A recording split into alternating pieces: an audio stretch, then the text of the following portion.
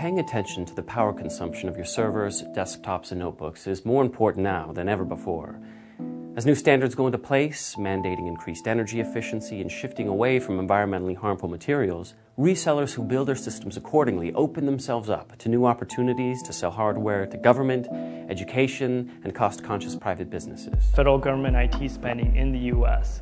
for this year is projected to be over $70 billion. That chunk of the pie, or the market, actually requires EPEAT. So if you'd like to participate in that, you have to be EPEAT certified. In January, EU is going to adopt the EUP, which is part of the CE certification, and that's a hard requirement that all PCs must stay under 1 watt in order for you to sell that PC into the EU nations. There's also a lot of regulations going on with materials, and the one to be concerned with right now, I think, is halogen-free. What is the significance of being halogen-free? In essence, it means manufacturing without the use of fluorine, chlorine, bromine, iodine, or astatine, elements that, in the event of a fire, release toxic gas. And naturally, it's important that these compounds are kept out of landfills and incinerators. You know, our products have been halogen-free and lead-free for quite some time now, and we led in those areas. And now, with our next generation products, the amount of power that you save will help give you a return on investment in 8 months. That's a tremendous improvement for corporations to convert over. The building blocks for selling environmentally aware technology are in place right now. And even more important to your customers' bottom line, Intel is enabling that return on investment through its Xeon 5500 series processors. The 5500 series brings a new order of magnitude of performance.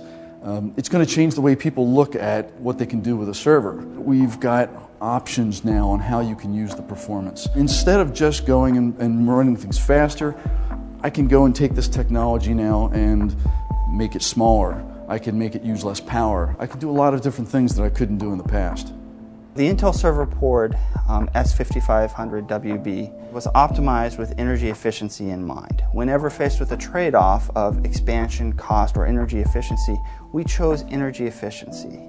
We did this by optimizing VRs, by optimizing the board layout so that in many cases you did not need to run the fans as high, therefore consuming power to cool the system. In many cases it can save 30 to 50 watts per board.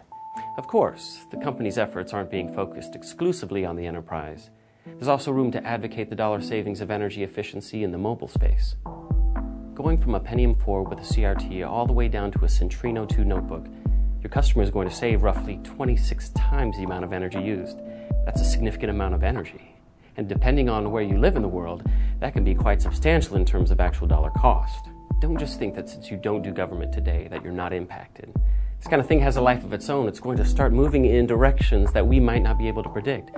So the best thing for you to do is to look at the opportunity, look at the requirements, and figure out how you're going to take actions to be the first in your market to deliver that kind of capability.